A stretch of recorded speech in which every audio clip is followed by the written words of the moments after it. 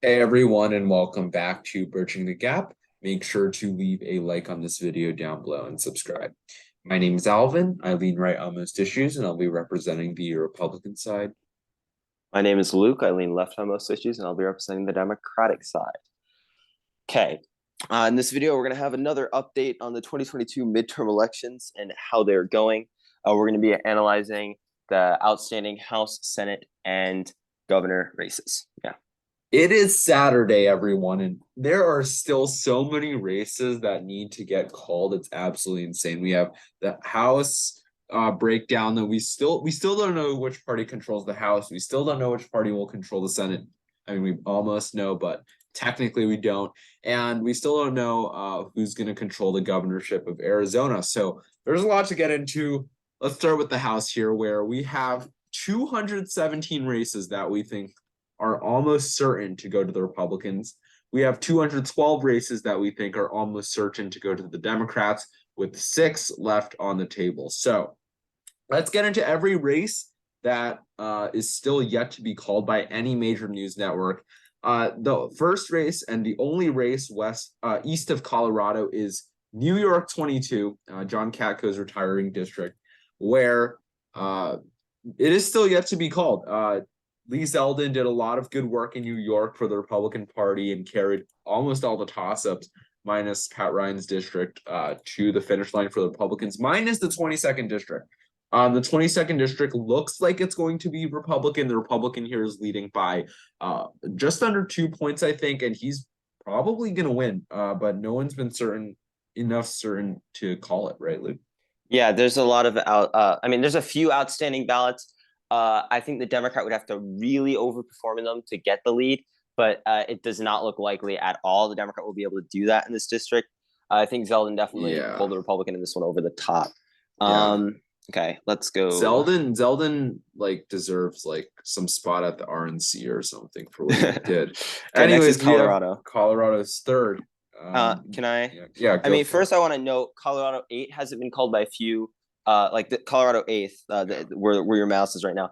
That one hasn't been called by a few news organizations, but the Republican there actually is conceded, and it looks like the Democrats only going to gain with the next few ballots, and they're going to keep the lead. So we have that Yeah, solid down there. Now next Colorado 3, we had an exceptionally close race in Colorado 3. Lauren Boebert, the MAGA Republican herself, firebrand Republican. She got into a really close race. Right now, she's ahead by roughly 1,000 votes. Still like extremely close. There's a few outstanding like mail-in ballots and like overseas ballots and stuff. Generally, we think she's still going to keep the lead based on what we've been seeing. And she's going to end up. We think she's going to end up winning this, but we haven't liked her right now. But yeah, we think in the end she will come up on top barely. yeah, she'll be the winner there. Anything we have characterized as safe, by the way, is like it's called by some major news network or the Republican or Democrat conceded. But if it's likely, it's like 95% certainty that we think they're gonna win. So, anyways, let's move on to California, where there are a few likelies. I guess we can start off with the big districts. In California's third, the Republicans like probably gonna Sizable lead. win. Yeah. He has the lead. He's probably just gonna keep gaining. Josh Harder, Similar story yeah, similar story for with the him. Democrat on the And other then in hand. the LA area, we have Chad Garcia's district, where he's going to outperform a generic Dem by a lot. And he looks poised for victory. Michelle Steele over here in the 45th district. She's going to win her district almost certainly. We have these Pacific Coastline districts where the Dems just Porter and favor. Levin look favored as well. Yeah. Going on to the closer districts, I guess we'll start with where do you want to start? I guess Well, the also, I think we have don't we oh have that one thing in Oregon? Or those two districts in Oregon that we need to touch on? both these districts here, we think they're gonna go to the Democrats to the Republicans. I was a little more uncertain about putting Oregon 5 in likely.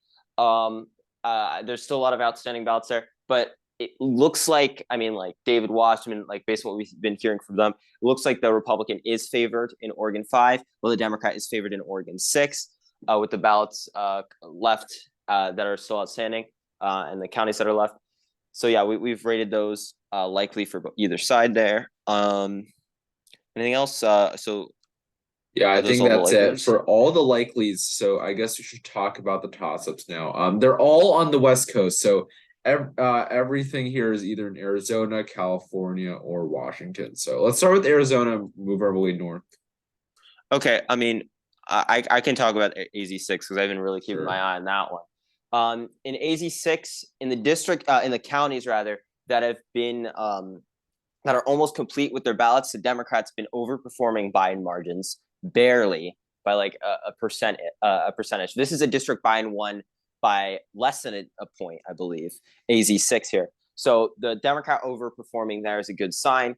Also, there's ballots left in the Pima County area, which is a very blue county. And I believe that the most ballots left are in that area. So I think the Democrat, if I had to bet like if my life was threatened and I had to make a choice here, I think the Democrats slightly favored in AZ6 enough to rate it in either category on this map. Probably not, but I think this one's going to definitely be really close. All And you right. want to And cover then on we have AZ1? AZ1, which is also super, super close. Like people are saying like, this is a true toss-up. Now, the Arizona ballots, especially in this area, in this more Scottsdale area, etc., look like they're somewhat going more Democrat than expected. So, like, that's good for the Democrat. But at this point, it's also extremely close, probably a pure toss-up. But the Arizona districts are looking better for the Democrats every day that we're moving. So that's Okay. good news for them. We have the 41st district that looks like it's leaning Republican here. It's really close to call as well, but it seems like the votes that come out are just not going to be enough for the Democrat. I mean, again though, the thing with California is you never know because they accept mail-in ballots really late. So it again, I see definitely. I mean, there's always that possibility that the mail-ins come in and the Democrat starts pushing back on Calvert's numbers there. Going Yeah. up into these more northern districts, California 22. I think Valadeo has a lead of 5 points right now, but in the bluest county, there's still a lot of votes to count, so that might swing this district back toward the Democrat. In like Kern County, I believe there's still a bunch to count. So this one we still have as a true toss-up, and a little more north of that, California. What is that? 13, and the one above that. This is like I think the Republicans only leading by like a few hundred votes as of right now. Um, this one's again really close. If I had to guess, I think the Democrat will take this in the end.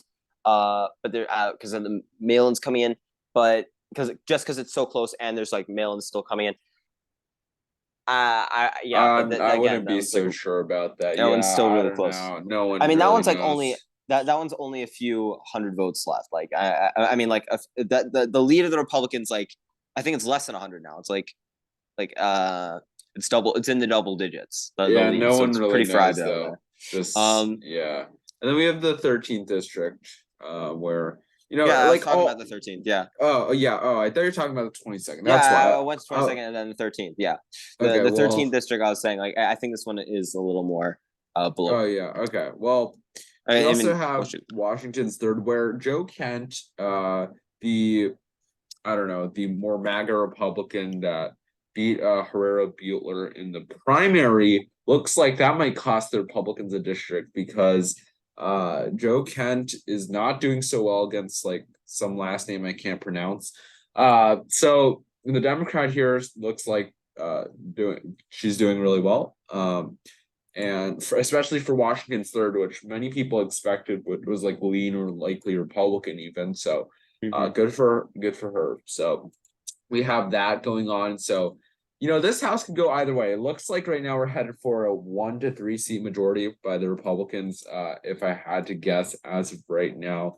But it is really interesting because it's like, are the Republicans going to be able to whip their people in line to vote against Biden bills? I don't know. Are they going to be able to really conduct investigations? I don't know. If one Republican dies or one, I don't know, someone retires because of some family issue, what's going to happen? Like no one knows. It's going to be extremely volatile in the House for the next 2 years. I can tell you that much for sure. And With this slim majority. And I want to note, I think the Democrats definitely do still have a shot of taking the majority. If you look at the predicted odds, I think Democrats still Oh, right. are higher than they were in before the election. I mean, they're at 19% now. I think Yeah. yesterday they hit around 30%, 30 cents. So I mean, I don't know. Today, 28. Is there a shot? It peaked. There's a slim shot. I think there is a slim shot that Democrats can still hold on to the House. They'd have to win like almost every outstanding district. Possible, Yeah.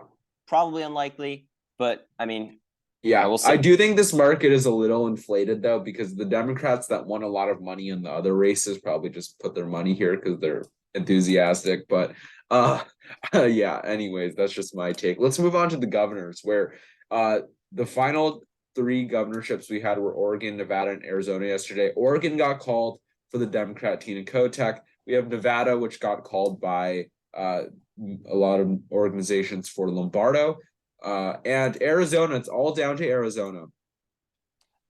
I mean, there is Alaska left. We do think that's probably going to go to the Republicans, Yeah. but yeah, I mean, Alaska, Dunleavy is leading by 50% over. I think it's probably safe to, and there's still another Republican on the ballot Yeah. with 4.5%. Probably just Chances Dunleavy. are we can say with almost like 99% certainty that Dunleavy's going to win. So we have Yeah. that likely are here.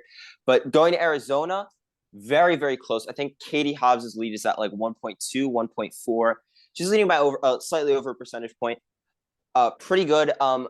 I know her chances on Predicted shot up like last night because there was a Yes. ballot drop that was supposed to go to the Republicans. They suspect it was going to go to the Republicans, and it ended up going slightly toward the Democrats. And it didn't really change the percentages on the Correct. board at all. That shot up Katie Hobbs' predicted market. It brought her up on the predicted markets. Oh my god, I like choked all my words there. But if it keeps going like this and the ballot drops keep going neutral, Katie Hobbs is obviously favored to win because she has that leading position. But I don't know. It's still super close. And Carrie Lake definitely still has a shot of winning. I still think this is like really close. I mean, you have any thoughts? Yeah, I mean, I think honestly, 34 cents is like exactly where I put it, right? Like it like Cobbs is probably up, but like if those Mellons, like if they're like Carrie Lake tweeted something that's probably BS, but she said something like the ballots yet to come are gonna favor her because of so X, Y reason. Like I don't know. Like there's a lot of things that could happen. Like a better drop for Carrie Lake, just a slightly better drop could get her in. There's still tons of votes out because it's Arizona and they don't know how to count. So it's like if a slightly better drop starts veering Republican, like Carrie Lake could win very well. And this is probably going to recount. Like it could switch a few hundred or 1,000 votes, which could definitely change the course of the race. Like I don't know, this Yeah, could go down to the wire. and I'd also like to comment. Like I was looking at the New York Times shifts on this race, like compared to 2020 with like the near finish districts. Some districts especially in the governor's race, some sorry, not districts, counties are to the right of where they were in 2020. Some are to the left of where they were in 2020. So this one looks like it could be like around that like less than a point Biden margin like in 2020. Like it could be like, oh yeah, it can go less than a point in either direction. I don't know. This one's still going to be. I think this one's going to end up being very close. At max, I think someone wins by like either candidate can win by like 2 or something. I don't know. Yeah, In either direction. Clue, no clue. Let's go to Senate, where the Arizona Senate race got called for Mark Kelly. We were expecting that. The Senate race in Nevada has veered very far to the left for Masto after it was determined that the ballots left in Clark County are actually favoring Masto by a much larger percentage than people had expected. So the drops that are coming in from Clark County look like they're favoring Masto by a lot. At the time of this recording, it's around noon on the 12th Eastern time. And Laxall has like a few hundred votes lead that is going to absolutely get demolished when this next Clark County drop hits, I think. So it's almost certain that Masto is going to win. Laxalt would need an absolute miracle, like I don't know, all the ballots in Clark County disappear or something crazy. Just like magically I don't know. vanish. I mean, maybe like I don't know, while transporting the ballots, like there's a hurricane in Nevada A or hurricane there's in Nevada. yeah, Wow. or an earthquake. I don't know. Laxalt needs something of that sort. I don't know. Las Vegas like explodes. I don't know. Like Las yeah, Vegas just disappears off yeah, the map. that's what he's gonna need to somehow. When we have this likely Yeah. because technically no one's called it because news organizations don't want to call it if it's such a close race if like And especially when like the Republican still has that yeah, like like he's slight leading. lead as of right Like now. no one Like wants they to don't want to call it. call it yet, but yeah. But I there's think we're pretty certain. And then obviously there's the Georgia runoff that's still undecided here. I actually think I mean my take on this right now is if Democrats take Nevada, which it looks like they will, I think they're going to be favored to win in Georgia because like what Republicans going to vote for? I mean I think some Republicans are who would have voted for Herschel Walker to take the Senate, like even though he's a flawed candidate, they might not vote for him in this in a runoff scenario because they'll have no shot at taking the Senate like yeah, at all because Dems without are Nevada much more energized. So yeah, so like and also you mentioned, but we talked about this before. There's no Kemp on the ballot, as well in this runoff. So I think Herschel Walker is going to be at a very big disadvantage. So we may be looking at 51 Democratic Senate we seats most likely are after the now. runoff. Here's the control of the Senate. Republicans would need to still somehow take Nevada. You know, the miracle of Laxalt somehow, The and miracle's then at 3%, bro. and then no, the miracle plus Three, Walker winning is at oh, the miracle plus Walker is at 3%. Okay. that's what's at 3% right now. So that would be like literal. Like I don't know what would happen. Like I don't know. It's like lottery odds at this point. But either way, Walker probably. I think if I had to estimate, he probably has like a 10 to 20% chance of winning this runoff, just because the Dems are so much more energized. They got the results that they wanted across the country. So yeah. I don't know what Walker's gonna need to win. I mean, maybe he's gonna need like he's gonna need his own miracle at this point. Balance of power right now. The most likely outcome is Republicans taking the House and Democrats taking the Senate. Democrats taking the House and Senate is at 20 cents, which is pretty huge. I mean, that's a lot bigger than people would give them at any point previous.